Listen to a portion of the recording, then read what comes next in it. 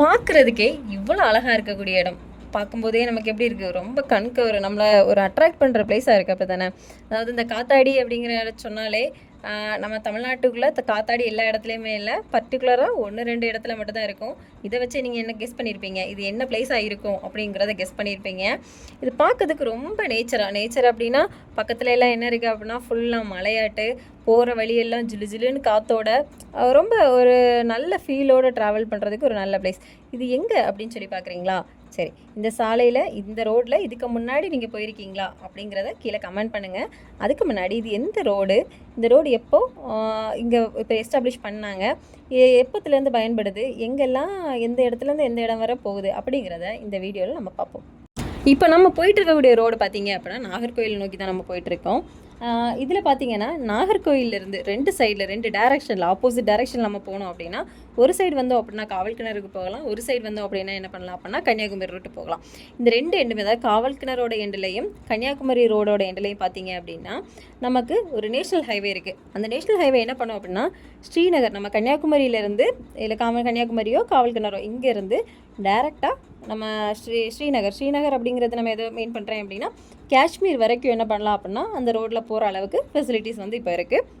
இந்த ரோடோட இனியர் ரெண்டு பார்த்தீங்க அப்படின்னா நம்ம திருவனந்தபுரத்தை பார்த்து போகிற மாதிரி இருக்கும். திருவனந்தபுரம் அப்படின்னு நான் மீன் பண்ணுறது கேரளாவை. அந்த கேரளாவில் பார்த்தீங்க அப்படின்னா இதுவும் இந்த வழி வந்து இப்போ நமக்கு ரோடு வேலை நடந்துகிட்டே இருக்குது. இது ஃபுல்லாக என்ன ஆகலை அப்படின்னா கம்ப்ளீட் ஆகலை.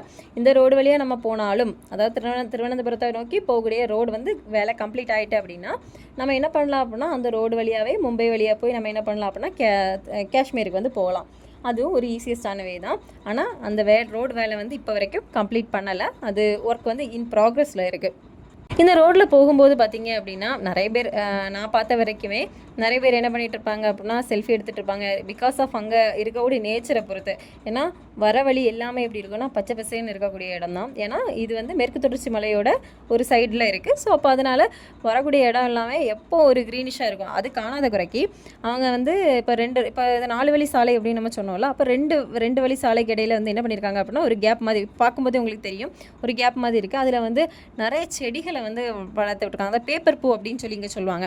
இந்த பேப்பர் பூ வந்து கலர் ஆட்ட, அதாவது white colour, white colour, pink கலரில், அடுத்த எல்லோ கலரில், ரெட் கலரில் அப்படின்னு சொல்லிட்டு பார்க்குறதுக்கு ரொம்ப அட்ராக்டிவாக இருக்கிறதுக்காகவே என்ன பண்ணியிருக்காங்க அப்படின்னா அந்த பேப்பர் பூ வந்து வளர்த்தி வச்சுருக்காங்க. இந்த பேப்பர் பூ வளர்க்குறதுக்கு இனியொரு காரணம் கூட உண்டு. நிறைய பேருக்கு தெரியாது, ஏன் ஹைவேஸ்லாம் இதே போல் செடிகளை வந்து வளர்க்குறாங்க அப்படின்னு. இப்போ பார்த்தீங்க அப்படின்னா ஹைவேஸில் ஆப்போசிட் டைரெக்ஷனில் வண்டி வந்துட்டு இருக்கும். ஸோ அப்போ அந்த வண்டியோட லைட் வந்து ஆப்போசிட்டில் வரக்கூடியவங்களோட கண்ணில் பட்டு அது இரிட்டேட் ஆகாமல் இருக்கிறதுக்காகவும் தான் என்ன பண்ணியிருக்காங்க அப்படின்னா இந்த பூக்கள் வந்து பூச்செடிகளை வந்து என்ன பண்ணுறாங்க, பூச்செடிகளோ ஏதோ செடிகளை வந்து என்ன பண்ணுறாங்க அப்படின்னா ஹைவே ரோட்ஸில் வந்து சென்டரில் வந்து வளர்த்துட்ருக்காங்க. இந்த வீடியோவில் நீங்கள் இடையில பார்க்கும்போதே தெரியுது, சேர சோழ பாண்டியர்கள் நமக்கு தெரியும். தமிழ்நாட்டை ஆண்ட மூவர்கள், பெரிய அரசர்கள் அப்படின்னா சேர சோழ பாண்டியர்கள் தான். அவங்களோட நாட்டு எல்லை எது, இவங்களோட நாட்டு எல்லை இங்கே ஸ்டார்ட் ஆகுது அப்படிங்கிற விஷயத்தை என்ன பண்ணியிருக்காங்க அப்படின்னா இடையில போகும்போது நம்ம சின்ன ஒரு போர்ட்ஸ் எல்லாம் வச்சு என்ன பண்ணியிருக்காங்க அப்படின்னா இது சேர நாடோட ஸ்டார்டிங், பாண்டிய நாடோட ஸ்டார்டிங் அப்படிங்கிற டீட்டெயிலை வந்து அதில் டிஸ்கிரைப் பண்ணியிருக்காங்க. நம்ம போகும்போது என்ன பண்ணலாம் அப்படின்னா அதை வாசித்து நமக்கு அந்த முன்னாடி இந்த ஹிஸ்டாரிக்கல் விஷயங்கள் நமக்கு தெரியறதுக்கு ரொம்ப யூஸ்ஃபுல்லாக இருக்குது. இந்த ரோடோட ஒரு போயிட்டுருக்கக்கூடிய வழியில் ஆரலாய் மொழியோட ஒரு பார்ட் வந்து வரும். அந்த பார்ட் வந்து பார்த்திங்க அப்படின்னா ஆரலாய் மொழியோட அந்த பார்ட்டு தான் நம்ம திருவிதாங்கூர் மன்னர்களோட சமஸ்தானத்தோட ஸ்டார்டிங் இல்லை எண்டிங் அப்படின்னு கூட வந்து சொல்கிறாங்க. இந்த மாதிரியான அடுத்த வீடியோவில் உங்களை சந்திக்கும் வரை நன்றி, வணக்கம்.